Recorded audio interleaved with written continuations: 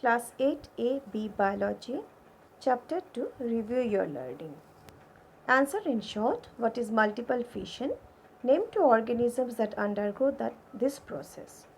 The fission in which cell divides into more than two daughter cells are called multiple fission.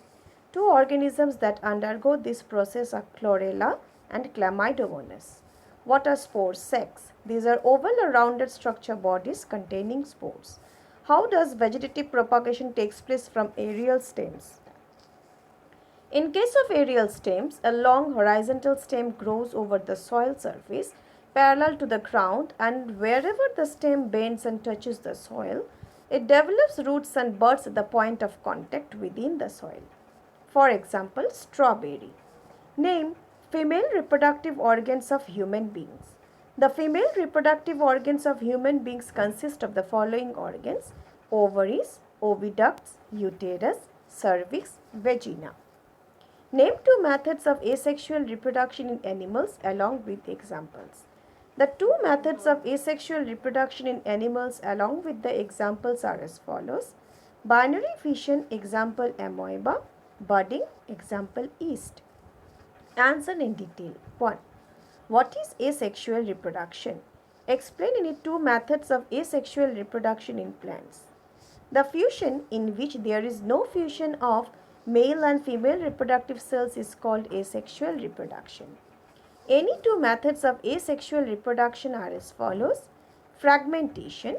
This is the method in which an organism breaks up into two or more parts called fragments, which grow into new individuals. Example, Spirogyra.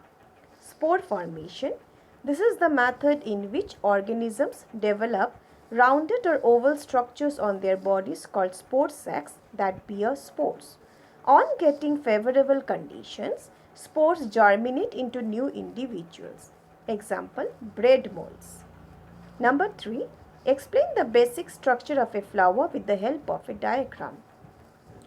Flowers are the reproductive organs of seed-bearing plants called angiosperms. A flower usually has four parts, namely calyx, corolla, androecium and gynoecium. Calyx. It is the outermost hole of the flower, which consists of green leaf-like structures called sepals. Corolla. It is the second hole and consists of brightly colored petals. Androecium. It is the third hole that consists of stamens. Each stamen has two parts, filament and anther. Anther produces pollen grains. Gynoecium. It is the innermost hole of the plant. It is the female reproductive part of the flower, consists of one or more pistils. Each pistil consists of stigma, style and ovary. The ovary contains one or more ovules.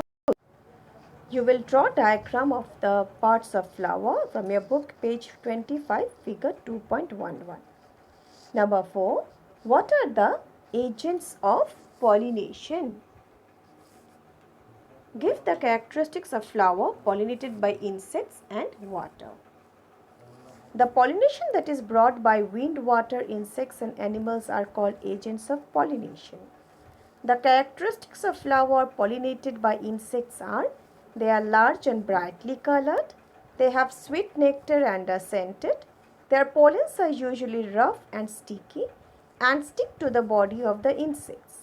The characteristics of flower pollinated by water are: they are very light and can float easily, they do not produce nectar, they produce pollen grains in large quantities.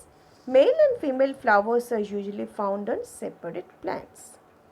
Number 5. Explain the structure of male and female gametes of human beings. The male produces the male gamete called sperms, whereas the female produces the female gametes called egg. Sperm is a very small and motile structure.